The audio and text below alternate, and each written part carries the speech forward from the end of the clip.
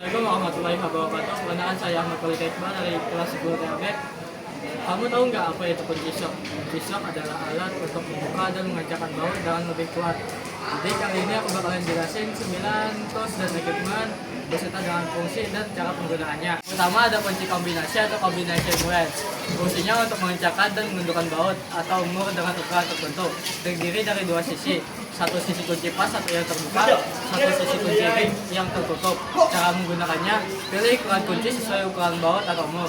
Gunakan sisi ring untuk torsi lebih besar, lebih kuat dan tidak mudah silip. Gunakan sisi pas untuk pekerjaan cepat, ruang terbatas. Yang keempat, tarik atau dorong kunci ke arah yang benar untuk membuka atau mengencangkan. Jangan gunakan pipa tambahan untuk menambah tenaga karena bisa merusak kunci. Yang kedua ada kunci shock atau socket wedge.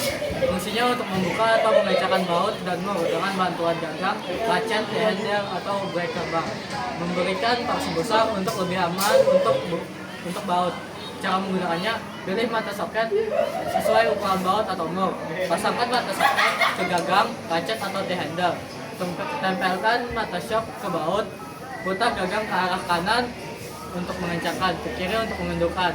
Lepas setelah pekerjaan selesai. Cocok digunakan untuk roda, mesin, suspensi, dan chassis. Yang ketiga ada obeng plus atau crosshead screwdriver. Fungsinya untuk melepas dan memasang skrup berkepala pilih atau plus. Cara menggunakannya, satu, pilih ukuran ujung obeng sesuai ukuran skrup. Tempelkan ujung obeng tepat di tengah kepala skrup. Tekan sedikit dan putar ke arah kanan untuk mengencangkan, kiri untuk menundukkan. 4. Hindari tekanan berlebihan agar kepala skrup tidak rusak. 4. Obeng min flat screwdriver. Fungsinya untuk melepas dan memasang skrup berkepala datar atau slot head. Cara penggunaannya, 1. Pilih obeng dengan lebar mata sesuai celah skrup. 2. Masukkan ujung obeng ke alur skrup.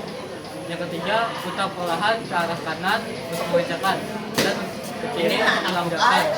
4. Gunakan agar tidak selip. Yang kelima ada micrometer. Fungsinya untuk mengukur diameter luar atau ketebalan benda dengan keberadaan tinggi hingga mencapai kurang lebih 0,01 mm. Cara penggunaannya, bersihkan permukaan pengukur dan benda kerja. Putar tribal hingga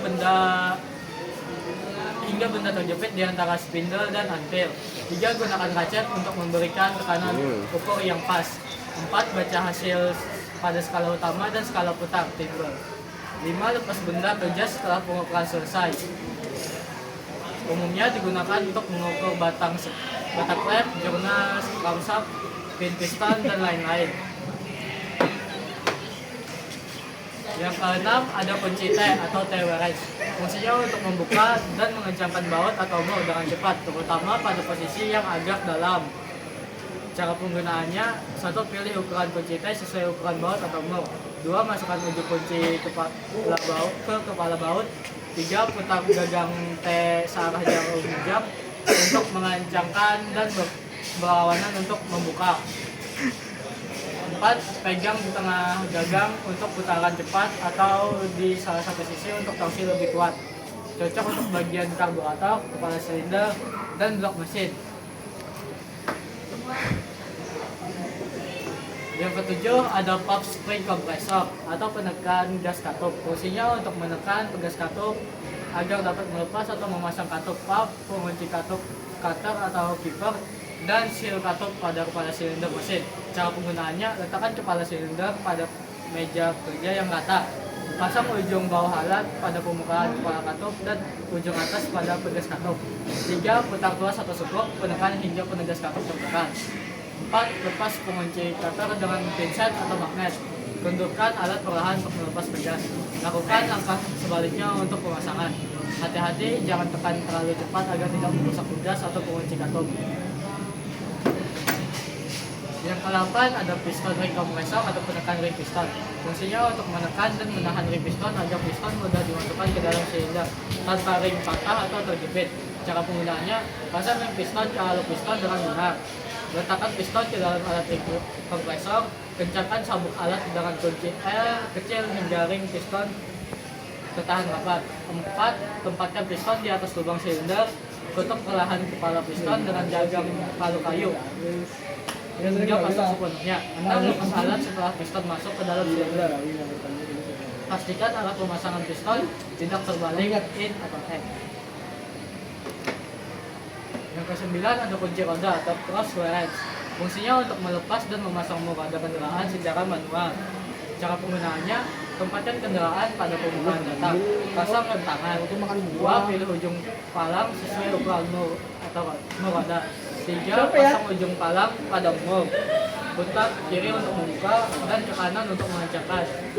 5. Gunakan berat badan untuk membantu membuka mur yang keras. 6. Setelah mengganti roda, kencangkan mur secara mendalam agar seimbang. Tips: jangan gunakan palang untuk membuka mur saat kendaraan masih terangkat dongkrak karena bisa terjatuh. Kesimpulan dari video ini, setiap hand tools memiliki fungsi dan cara penggunaan yang berbeda-beda. Mulai dari kunci kombinasi, kunci shock, berbagai jenis obeng, mikrometer, kunci T, pump spring kompresor, piston ring kompresor, hingga kunci roda. Semuanya punya peran penting dalam perawatan dan perbaikan kendaraan. Dengan memahami cara kerja tiap alat, kita bisa bekerja lebih cepat, lebih aman, dan hasilnya pun lebih presisi. Seperti sekian presentasi dari kita. Wassalamualaikum warahmatullahi wabarakatuh.